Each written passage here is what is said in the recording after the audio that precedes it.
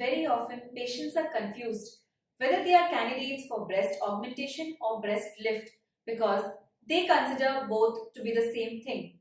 So today, let us understand the difference between the two procedures.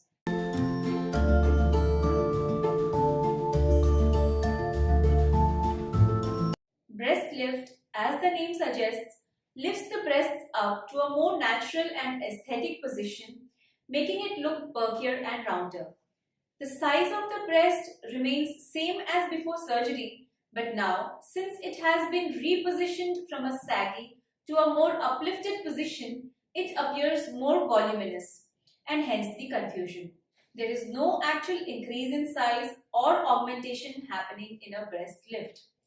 Whereas a breast augmentation is a procedure purely aimed at increasing the size of the breasts.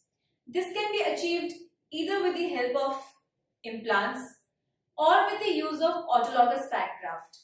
And then we can also combine breast lift with augmentation to give both an increased volume and an uplifted breast.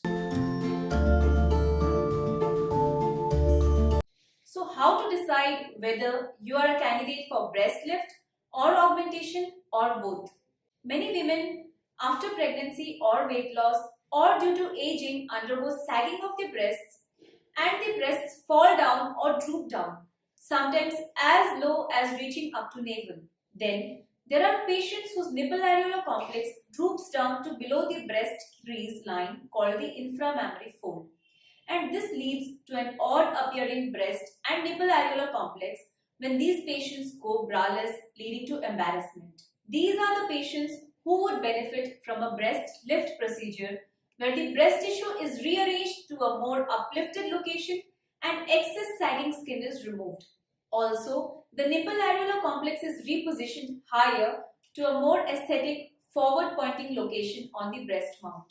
Then there is another group of patients who have low breast volume either genetically or have lost some breast volume from pregnancy, aging or weight loss, but the nipple areolar position is not altered, and also there is no sagging or droopiness associated with it.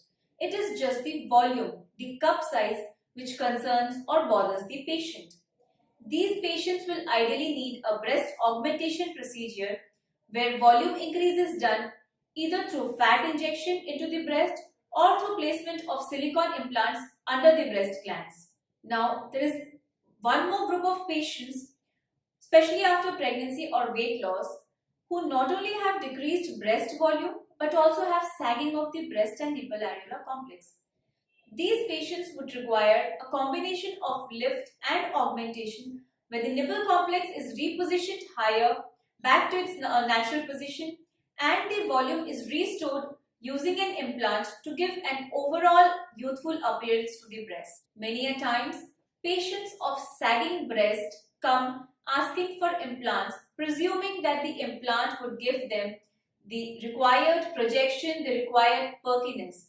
But they end up having further sagging of breasts due to added weight of the implants. Thus, it is very important to differentiate whether a patient is a candidate for lift or augmentation or both, and understand the goals, the needs of the patient and choose the procedure accordingly.